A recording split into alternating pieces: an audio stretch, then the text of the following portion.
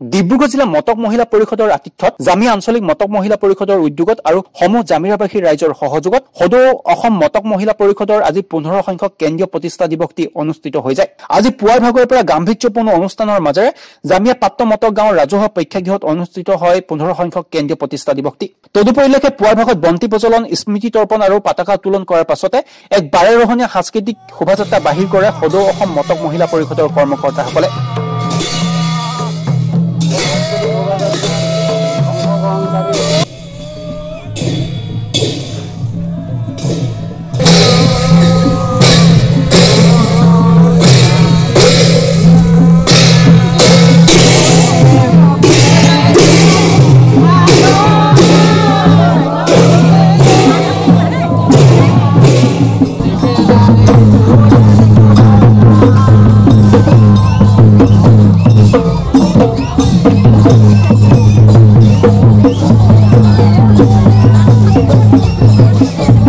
পাছতে সদৌ অসম মটক মহিলা পৰিষদৰ কৰ্মকৰ্তাসকলে এখনি ৰাজহুৱা সভাত মিলিত হয় আৰু এই গাম্ভীৰ্যপূৰ্ণ অনুষ্ঠানটিত সদৌ অসম মটক মহিলা পৰিষদৰ কেন্দ্ৰীয় বিষয়ববীয়াসকলৰ লগতে জিলাখনৰ বিভিন্ন স্থান তথা ৰাজ্যৰ বিভিন্ন প্ৰান্তৰ পৰা বহু সংখ্যক কৰ্মকৰ্তাই অংশগ্ৰহণ কৰে। এই দিশত তেওঁলোকৰ কিছু মন্তব্য আছে, এই মন্তব্য আপোনালোকৰ ওচৰত দাঙি ধৰিছো। আমাৰ কেন্দ্ৰীয় সমিতিৰ সভানেত্ৰী বাইদেউ ৰূপালী গগৈ ৰূপালী গোহাঁই আৰু ৰূপালী গগৈ বাইদেউ সম্পাদিকা ৰূপালী গগৈ বাইদেউ উপস্থিত হৈছেহি আৰু সদৌ অসম যুৱ সন্মিলনৰ পৰা আমাৰ কেন্দ্ৰীয় সমিতিৰ কিৰণ আস্কোৱা সাধাৰণ সম্পাদক কিৰণ আস্কোৱা আমাৰ মাজতে উপস্থিত হৈছেহি।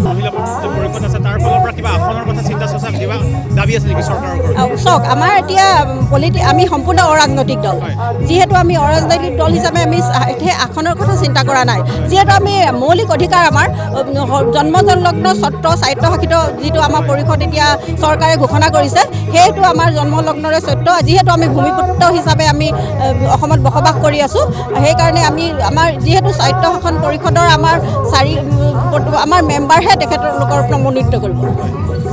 News x report RVTV।